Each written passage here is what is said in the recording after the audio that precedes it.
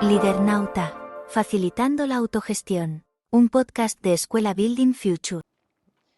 Hoy vamos a empezar con un claim, que es: los líderes no están para motivar, sino para no desmotivar. ¿Qué os sugiere? Pues ahora, escuchándote, pienso en dos cosas. Primero, cuando el verbo, ¿no?, que utilizas, están, ¿no? No están.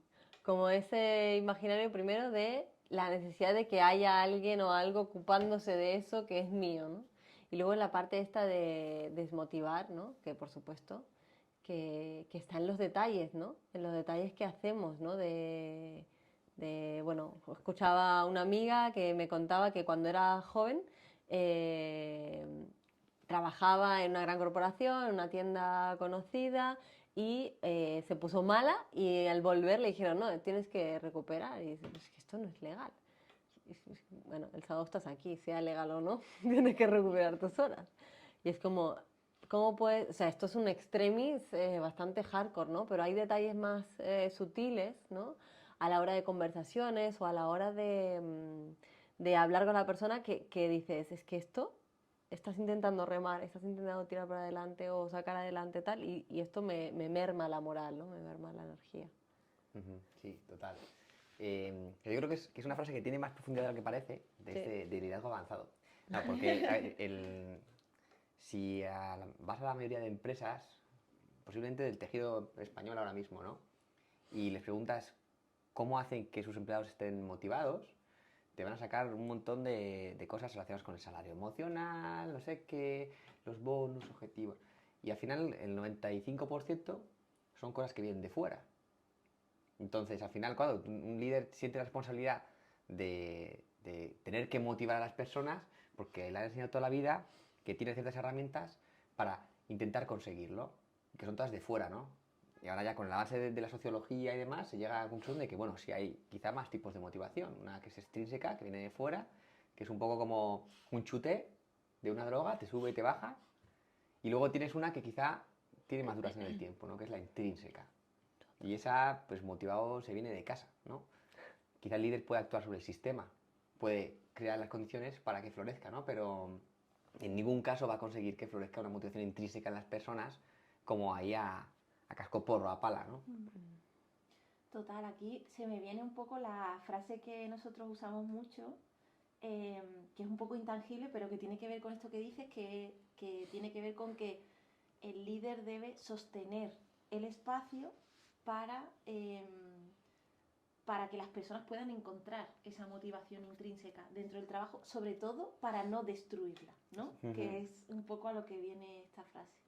Sí, y un poco como romper con ese líder héroe o salvador, ¿no?, que a veces viene, en plan, te viene alguien.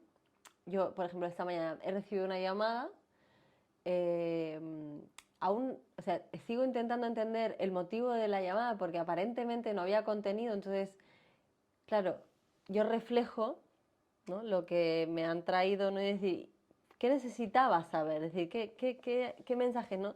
Digo, porque a veces tenemos la tendencia de decir: esto quiero que lo sepa tal persona porque quiero que se entere de no sé qué proceso, ¿no?, o tal situación. Y lo hacemos como con una buena intención de para que sepa cómo se está cosiendo el ambiente o para que se entere de no sé qué, cuando de verdad lo que hay que devolverle al otro es la pregunta de: ¿y tú qué necesitas de esto que estás viviendo? Es decir, ¿yo en dónde te puedo ayudar, no? Porque a veces ese héroe salvador, justo también la semana pasada compartiendo en una formación, hablábamos de esta necesidad que tengo de decirle al otro cuál es el siguiente paso, ¿no?, y cómo hay que avanzar. Y a veces es simplemente devolverle con una pregunta, ¿no? Entonces, el no creerte el salvador del otro te va a ayudar a no desmotivar, ¿no? Total, hay un estudio en el MIT que publicaron en 2012 que hicieron entrevistas a trabajadores y a líderes de empresas de 70 países y acabaron al final como teniendo un artículo en el que ponían cuáles eran los 5 motivos que daban sentido al trabajo y cuáles le quitaban el sentido, ¿no? Y entonces era muy gracioso porque los 5 que le daban sentido tenían que ver con las personas de manera individual, o sea, no había manera de que esa motivación pudiera venir de fuera, era algo interno y ahora podemos entrar, si queréis, un poco en cada una de ellas, pero había 5 y luego había 7 que tenían que ver con cómo se desmotiva a las personas en el trabajo y todo tenía que ver con el manager, ¿no? O el líder intentando motivar, ¿no? Y haciendo que, teniendo el efecto contrario, ¿no? Porque es lo que decía Ramón, al final la motivación intrínseca es algo muy personal, o sea, no puede una persona motivar a la otra, o digamos que la motivación extrínseca, que por cierto esto deberíamos de hacer un capítulo único y exclusivamente hablando de motivación intrínseca y extrínseca, Ya. pero es imposible motivar a alguien en base a motivación extrínseca. Y me acordaba en un capítulo ya había contado que yo en mi empresa anterior a nosotros unirnos, me acuerdo que todo lo que me enseñaban, y por lo tanto me convertí como en máster de eso, en todas las formas habidas y por haber de motivar extrínsecamente a mi equipo, ¿no? Con bonus, con las phantom share, con un mogollón de cosas, ¿no? Que al final lo que intentan es manipular. Pero claro, tú si no te lo planteas no te das cuenta de que en realidad estás manipulando en vez de motivando, ¿no? Y eso hace que al final las personas se desmotiven porque aparte no le dan motivos más allá del económico para querer luchar por la empresa, ¿no? Y estar en la empresa. Sí, a mí y me gustaría recoger, antes de que sigas, una cosa, y recogiendo lo que ha dicho Victoria al principio, ¿no? Lo de están en los detalles, ¿no? Creo que, porque me acaba de venir ahora, está justo en los detalles porque en esos detalles es en los que se ve lo que hay debajo de la careta de verdad, ¿no? Y donde queda como expuesta la incoherencia, ¿no? Entonces, por un lado es un líder al que le importan las personas, al que dice, chicos, sois lo más importante de esta empresa, etc, etc, etc. Pero luego puede venir por otro lado y te dice, oye, que mi abuela está mal al hospital. Por ejemplo, en un caso también que yo viví, que había fallecido el abuelo de la persona y solo con preguntas, pero es que no tienes a veces ni preguntar, ¿no? Era como, ¿y seguro que el lunes no puedes venir? Era como un sábado por la tarde, o sea, que acaba de fallecer mi abuelo hoy y tenemos el lunes el entierro, Sí, la o el domingo o disociación. algo así, ¿no? Pero es como que realmente, joder, se ve que de verdad para él lo primero quizás no son las personas, ¿no? En ese caso, que está bien si no lo es, pero si no lo es, no lo digas, ¿no? No te pongas una careta que luego realmente en los detalles vas a representar como que no es. Porque la incoherencia te rompe pues eso, la motivación, te destruye también como persona que sigue a esa persona como líder. Y hay una cosa muy importante que sobre la que yo parto y es que yo no creo que esa persona que lo está diciendo con una intención de hacer daño al otro, sino que no está cogiendo la conciencia de salgo de mí y puedo ver más allá de mi yo, ¿no? Entonces, esa parte de poder ver que detrás de tu piel hay más cosas, hay más personitas, ¿no? Y, y como la reverberación que genera, si se me viene un poco lo que se ha vivido, ¿no? En octubre en La Dana, ¿no? Que justo pilló puente, hubieron unos días como de parón, todo el mundo pudo ayudar y luego enseguida se ha caído otra vez en la rueda de, bueno, no tienes coche, no tienes casa, me da igual, vente a trabajar, ¿no? Y yo qué hago dedicando 8 horas de mi vida a trabajar, ¿no? Cuando realmente, sí, a trabajar por un propósito de una empresa, pero es que tengo mi vida destrozada, ¿no? Sí, pero al final para la empresa no soy nada más que un número, porque para la empresa para mí tiene que ser algo tan lo más importante, importante, ¿no? Y esto ya no es un detalle, es algo súper trascendental, ¿no? Pero que desmotiva, ¿no? Que te hace también desmotivar, pero también te hace decir, ¿estoy donde quiero estar o qué? ¿Dónde quiero estar? ¿Qué quiero hacer?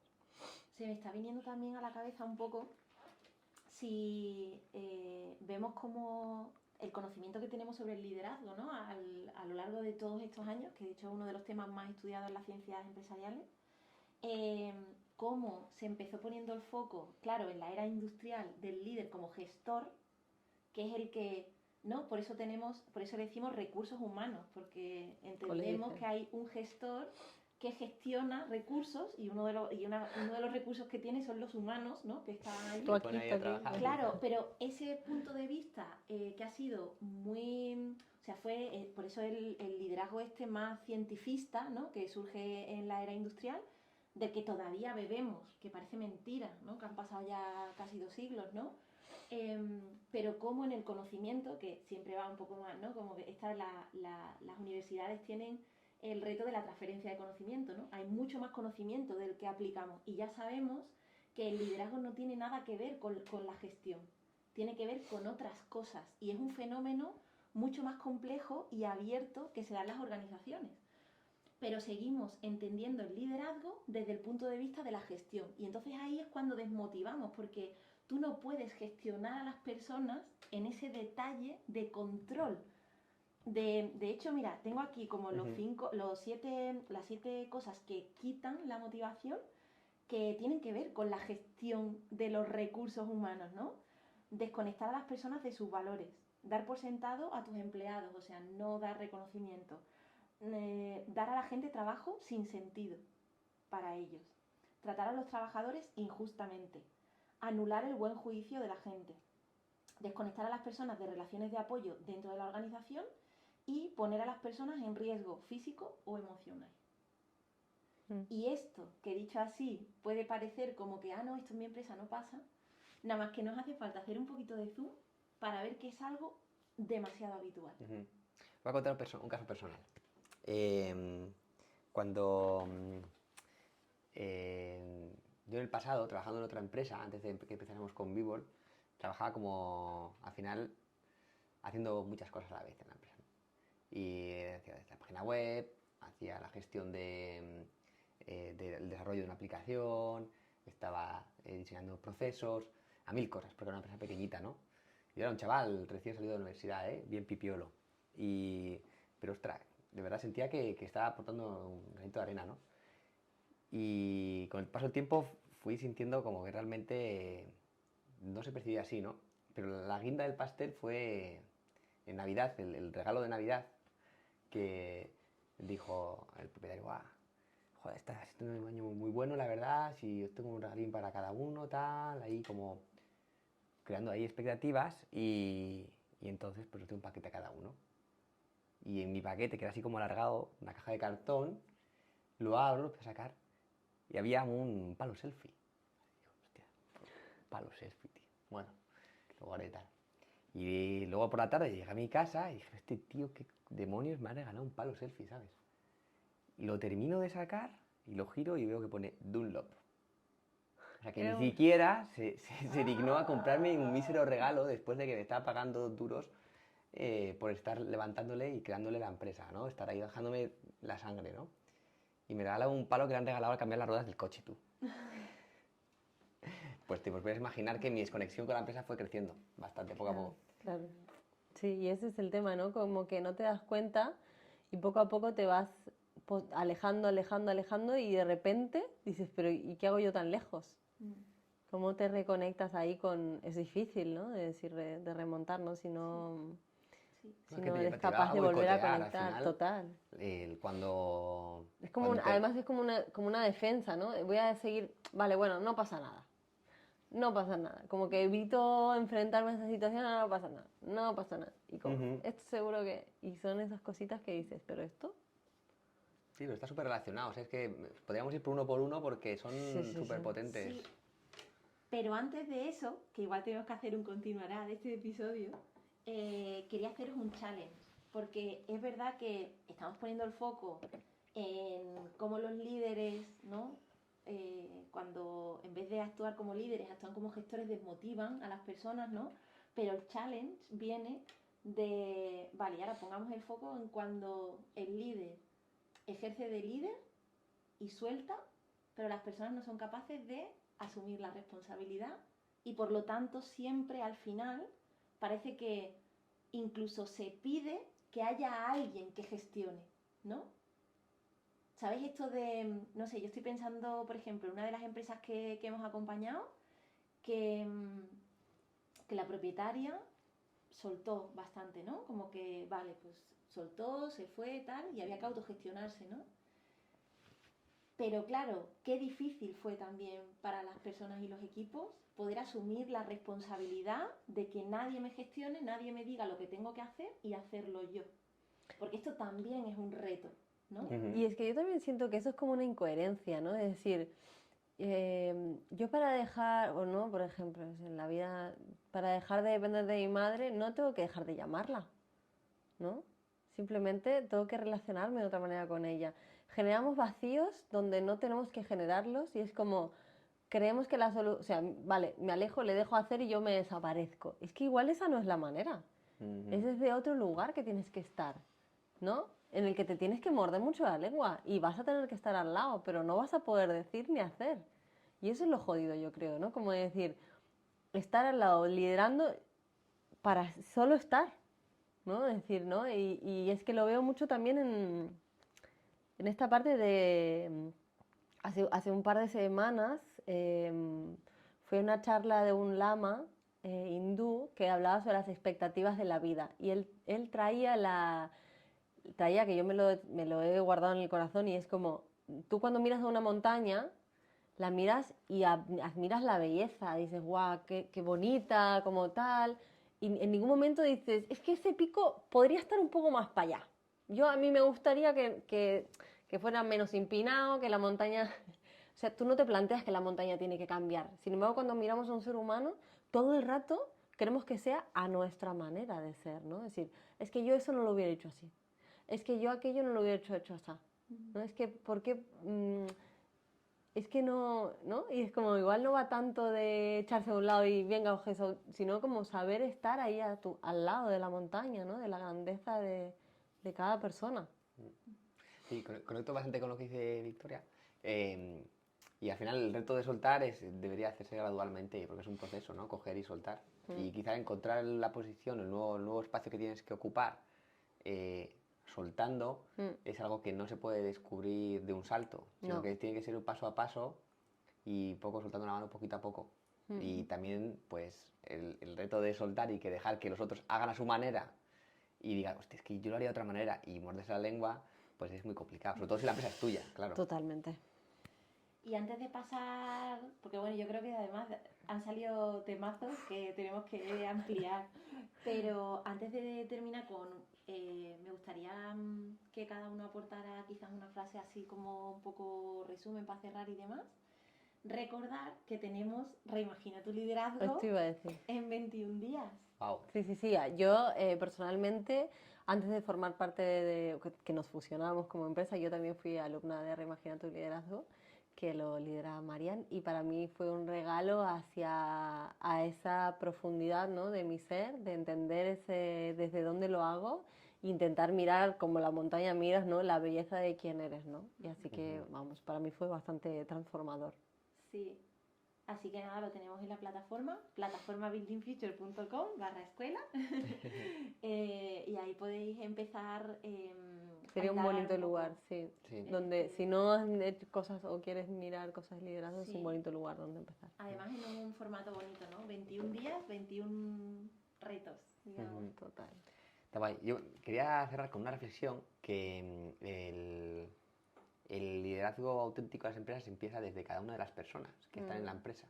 Quiero decir, cuando una empresa se proponga de verdad transformar el tipo de liderazgo que hay en su empresa, tendría que tener en mente que tendrá que trabajar con todas las personas de la organización, porque el paso más importante empieza dentro de cada una de las personas, ¿no? Por supuesto los líderes, ¿no? Por eso yo creo que Reimagina tu liderazgo es la leche, porque es como, ojo, espera, antes de que mires para afuera, mira para adentro, porque si no sabes cuáles son tus botones, vas a ir como un loco por la vida, reaccionando, y el problema es que como líder tu reacción impacta en muchas personas. Total. Entonces, identifica esos botones para, igual con el tiempo, dejar de presionarlos o saber y cortar la reacción, ¿no? Y también encontrar desde qué lugar quieres liderar. Total. ¿Y tú cómo cerrarías, Rita?